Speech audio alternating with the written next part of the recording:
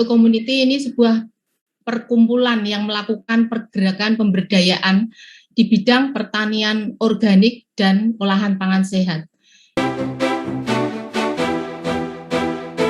Yang terhormat Dirjen TP Kementan atau yang mewakili, kemudian yang terhormat Ketua Kopitu dan pengurusnya, juga narasumber Pak Sobri yang sama-sama dari Pati, juga kawan-kawan komunitas TRICIO dari berbagai Nusantara yang hadir ikut webinar ini, juga ada kawan-kawan dari Ekosis ya, dan semua hadirin yang pada siang hari ini ikut dalam webinar.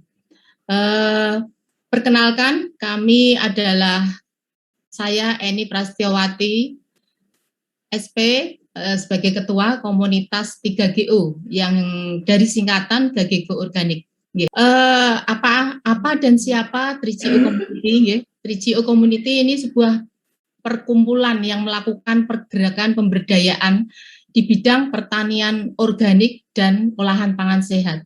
Didirikan di Pati pada 2015 dan kita sudah berbadan hukum pada 2018. Ini lahir berawal dari keprihatinan teman-teman pemerhati dan penggiat organik terhadap penggunaan bahan kimia sintetis yang berlebihan, yang berpengaruh pada lingkungan dan kepada kesehatan masyarakat. Visi misi dari TRICIO Community, visinya kita punya mimpi bahwa suatu saat bisa terwujud kedaulatan pangan yang berbasis organik dan kearifan lokal. Kemudian misinya yang pertama kita mengembalikan pertanian yang ramah lingkungan, dan yang kedua mewujudkan kesejahteraan melalui pengolahan pangan dan pemasaran yang sehat. Jadi ini dari hulu sampai hilir.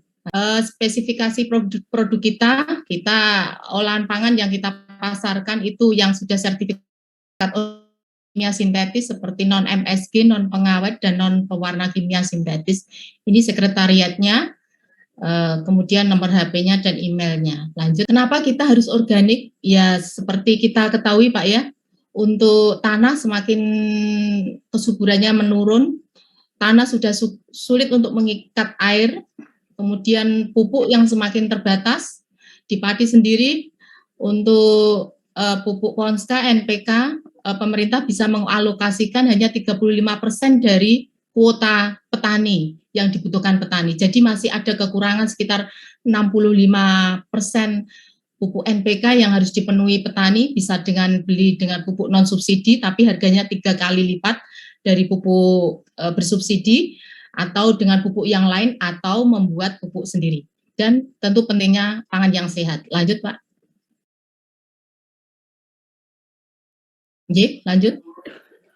Keunggulan dari teknologi pertanian organik, kesuburan tanah meningkat, kita bisa mandiri pupuk, tidak lagi tergantung pada pupuk kimia, kemudian membaiknya tekstur struktur tanah untuk mengikat air, aman bagi kesehatan petani, mudah, murah, produk organik aman dan sehat dikonsumsi. Tentunya petani organik itu petani yang jujur pada diri sendiri. Upaya-upaya yang sudah dilakukan oleh komunitas, yang pertama adalah kita mengenalkan teknologi organik dari kawan-kawan komunitas. Komunitas ini dari berbagai Nusantara mempunyai banyak teknologi, yang beberapa saja yang kami sajikan Pak, masih ada teknologi yang lain yang belum kami tampilkan. Yang pertama adalah teknologi pembenah tanah, teknologi pertanian F3GO dari M. Farid Pati. Pak Farid ini mengidentifikasi kesuburan tanah berdasarkan jumlah jenis rumput. Jadi jika jumlah jenis, jadi bukan banyaknya ya, jenis rumput itu kurang dari 13 jenis, maka produktivitas per hektar itu kurang dari 5 ton. Jika jumlahnya 13 sampai 25 jenis rumput, maka produktivitasnya di kisaran 5 sampai 8 ton. Tapi jika jumlah jenis rumputnya yang ada di lahan tersebut 23 sampai 30, ini sudah tinggi ya, maka produktivitasnya di atas 8 ton, 8 sampai 10 ton. janji sudah 10 tahun. Lanjut, Pak. Nah, untuk yang lahan sawah apabila bisa menghasilkan padi yang bagus, indikasinya di lahan itu harus ada rumput jawanya bila mau ditanami padi. Nah, ini teknologi yang kedua ya, teknologi patigan. Patigan itu pupuk organik dari Bapak Halimi Pati. Teknologi ini sudah pernah ikut program menghijaukan tanaman terembesi 1.300 km di Pantura ya oleh PT Jarum. Ini juga sering dipakai dalam sekolah lapang Kementan juga untuk yang bagus juga untuk petani bawang merah terutama. Nah, kita juga mulai menggalakkan teknologi asam humat. Teknologi ini dari Insinyur Sumarsono Sragen. Jadi penggunaan asam humat itu pada 7 sampai 10 hari sebelum tanam. Pada pengolahan lahan tanah pertama dan kedua itu bisa mengurangi penggunaan pupuk kimia 50%. Tapi kenaikan hasilnya bisa 5 sampai 10%. Kemudian pada musim tanam yang kedua, pupuk kimia dikurangi lagi 60 sampai 75%, tapi bisa ada kenaikan rata-ratanya 10 sampai 15%. Nah, ini teknologi ekoenzim ya yang sudah sedang ngetren sekarang. Ini digunakan oleh Korwil kami yang dari Banyumas, Pak Basuki dan kawan-kawan. Ini kayaknya di sini juga hadir Pak Sugianto dari Banyumas ya. Jadi pembuatan ekoenzim ini formulasinya 1 bagian gula, 3 bagian bahan organik, bisa buah-buahan atau sayuran sisa-sisa dapur, kemudian 10 bagian air. Bahan organik ini bisa dari sisa dapur yang masih segar ya, masih segar atau layu, kulit buah atau potongan sayur. Semua bahan dicampur rata, difermentasi selama 3 bulan secara anaerob. Nah, ini dosis pemakaiannya untuk semprot ke lahan itu 1:200 air, kemudian atau kalau ke tanaman 1:1000. Kemudian yang kedua, setelah pembenah tanah, kita ada teknologi pupuk organik cair. Kita menggunakan teknologi F3GO dari Pak Farid. Teknologi pupuk cairnya, POC-nya itu fermentasi ya, antara urin sapi, urin kambing dengan air kelapa ya. Bisa 1:1 atau urinnya 2:1 air kelapanya. Ini kemudian biasanya untuk penyemprotan aplikasi itu kita campur dengan setengah liter, seperliter ya, kita campur dengan empon-empon, itu untuk pestisida nabatinya, setengah liter juga, kita semprot selama seminggu sekali. Jadi ini melihat dari kesuburan tanah yang tadi ya, kalau memang sudah jumlah jenis rumputnya di atas, kita cukup dengan ini saja hasilnya insya Allah sudah tinggi. Kalau masih jumlah jenis rumputnya di bawah 23, kita masih menggunakan pupuk kimia kombinasi. Kemudian juga rendaman sabut kelapa ini sebagai unsur K-nya ya. Dengan empon-empon ini setelah padi di atas 35 hari ke atas masa generatif. Lanjut. Kemudian untuk teknologi petani Karanganyar, jadi tadi yang ditayangkan videonya tadi oleh dari bidang pemberdayaan komunitas Pak Teguh atau Kusuma Prihandono tadi ya, yang mendampingi Pak Teguh, itu dari Gapoktan Karanganyar. Dengan Tambah Mulya Pati itu sama Pak, sama. Jadi SOP-nya ini sudah, kalau Karanganyar sudah sertifikasi sekitar 120 hektaran ya. Kalau yang padi ini dalam proses kita pendampingan sertifikasi untuk petani sekarang dalam proses. Jadi ini menggunakan semua limbah pertanian dan peternakan. Untuk dekomposernya sendiri kita menggunakan mol dari pembuatannya dari rumen sapi atau kambing, tauge, kunir, gula merah, sirsat, nanas, kemudian itu ya jadi bahan-bahan dari alam sekitar. Dan juga untuk POC-nya ada teknologi Humat Mars dari Pak Sumarsono Sragen, ini berbasis mikroba ya, berbasis mikroba, jadi mikroba pengikat N, kemudian mikroba untuk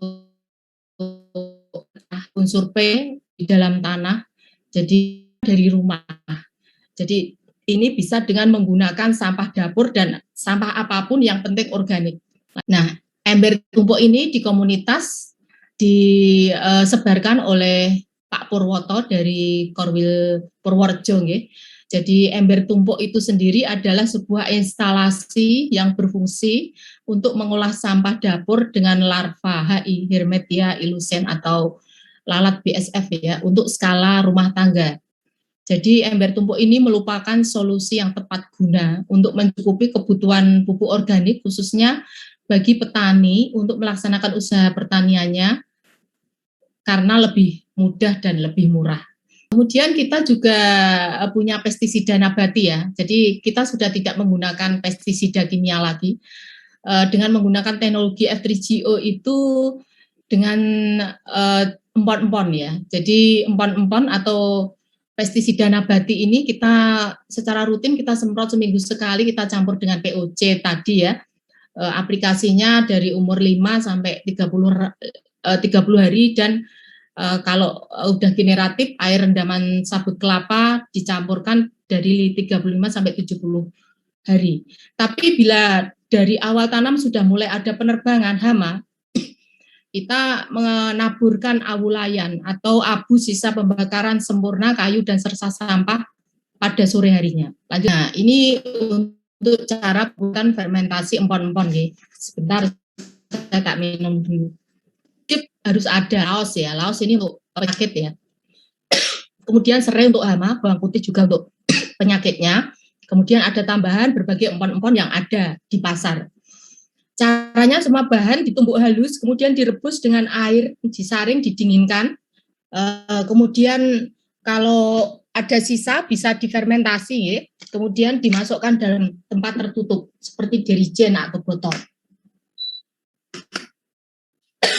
Kemudian ampas dikeringkan, lalu bisa direbus lagi. Untuk pesnap yang kedua, kita menggunakan fermentasi buah mojo. Ini dilakukan oleh Gaboktan Desa Tambah Mulyo yang sekarang sedang dalam proses sertifikasi untuk mengusir hama tikus, untuk orang batang coklat, dan lain-lain. Lanjut. Nah, ini adalah perbandingan ya antara pertama kali kita tanam full organik 100% dengan yang non-organik. Jadi setelah kita bandingkan, ini dari Korwil kita yang di Banyumas. Setelah kita bandingkan, ternyata keuntungannya secara total itu lebih tinggi yang organik. Organik ada foto-foto ya dari kegiatan pendampingan komunitas kami di lapangan. Ini dari Banyumas. Lanjut. Nah, ini dari F3GO ya. F3GO untuk membuat pesnap ini hanya berdasarkan dari empon-empon yang ada di sekitar aja, yang lebih mudah dan murah. Lanjut. Ini pembuatan unsur K ya. Pembuatan unsur K-nya dengan sabut kelapa. Jadi sabut kelapa kita ambil kaliumnya, kita fermentasi, aerob aja nggak apa-apa, pokoknya yang penting direndam sampai keluar airnya berwarna kemerahan dan di atasnya ada seperti cairan minyaknya, itu berarti unsur kaliumnya sudah keluar, biasanya antara 2 minggu. Direndam lebih lama lebih baik. Lanjut. Nah, ini pembuatan kompos ya, ini masih di Banyumas, ini didampingi kawan-kawan, ini dari berbagai limbah dari pertanian dan peternakan ya, ini kita olah. Kemudian lanjut. Ini adalah hamparan sawah yang sudah mendapatkan sertifikasi organik. Ya, kalau ini di Pati, ini juga petani-petani yang kita dampingi. Ini adalah Pak Teguh atau dari Karanganyar yang SOP-nya juga kita gunakan. Lanjut. Bisa lanjut. Ya, ini beras-beras yang kita hasilkan. Ya. Jadi ada beras yang pertama tadi, sebelumnya ada beras Rojo Mulyo tadi ya, yang sebelumnya ini. Satu-satu Pak, mungkin yang sebelumnya bisa ditayangkan. Ya ini Nah, ini Rojo Mulyo ini dari Tambah Mulyo ya. Sekarang sedang dalam proses sertifikasi organik. Kalau Pulen Lah ini dari Dukuh Seti. Ini juga perlakuannya full organik. Kemudian ini beras organik Cap Gunung Slamet ini dari Korwil Banyumas. Ini sudah mendapatkan sertifikat organik Innovis tahun ini. Oke, lanjut. Nah, ini yang kiri beras merah dari Kediri ya, Korwil kami di Kediri. Kemudian yang tengah itu dari Pati dengan merek 3GO. Kemudian yang sebelah kanan itu dari Kediri juga. Nah, ini adalah beras organik dari Karanganyar. Ya. Jadi secara link kami dari komunitas Rijio ini per bulan kita bisa mungkin sekitar 5 ini adalah beberapa beras-beras yang yang sudah masuk ke pasar modern. Oke, lanjut. Nah, ini dari Karanganyar, ada beras hitam, beras merah, mentek susu, beras pandan wangi, ya.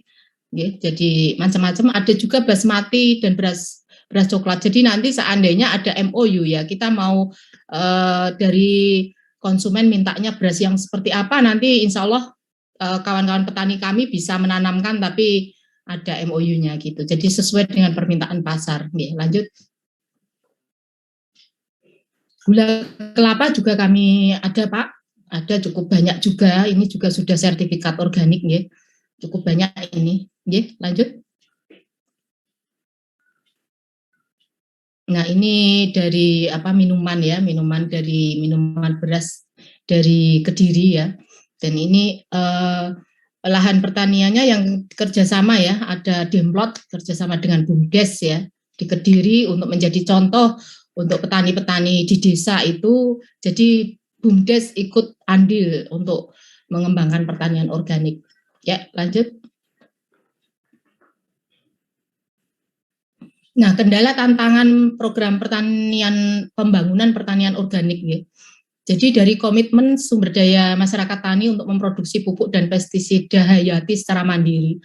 Ini kadangkala petani atau pendamping petani sudah berada di zona nyaman ya. Jadi sudah tergantung dengan pupuk kimia, kita tidak mau keluar dari zona nyaman. Jadi memang harus memulai untuk keluar dari zona nyaman itu supaya kita bisa mandiri pupuk, dan kalaupun kita melakukannya itu sebenarnya mudah sekali, Pak. Dan kami sudah banyak mendampingi dan ternyata juga bisa petani tidak tergantung dengan pupuk kimia. Kemudian yang kedua adalah sarana dan prasarana untuk pasca panen untuk mendapatkan izin PSAT. Nah, ini yang kami butuhkan, nggih. Jadi untuk mendapatkan izin PSAT itu tentu tidak mudah karena ini seperti izin edar beras ya. Kalau di luar negeri itu juga ada HCC apa itu ya, yang untuk dari sisi kebersihan, dari sisi sarana prasarana. Nah, ini yang memang petani-petani kami masih perlu untuk pendampingan. Kemudian terutama yang modal, Pak, modal kegiatan usaha untuk off farm atau perdagangan. Ini terus terang untuk di lapangan ini masih kurang sekali kami. Kemudian perlu adanya peningkatan kapasitas SDM ya, dalam tata kelola usaha tani agribisnisnya. Kemudian regulasi pemerintah yang untuk berpihak pada petani organik ya. Ini kami rasakan masih belum mungkin sudah terkait sertifikasi sudah ya, sertifikasi tahun pertama dan tahun kedua itu didampingi oleh pemerintah ya. Tapi untuk perpanjangan sertifikasi berikutnya biasanya petani itu mandiri. Bu Eni, ya. Kurang 5 menit lagi, Bu. Ya, siap, Pak. Kemudian tentu permodalan dan pemasaran produk ini juga masih menjadi masalah, tantangan untuk petani-petani organik.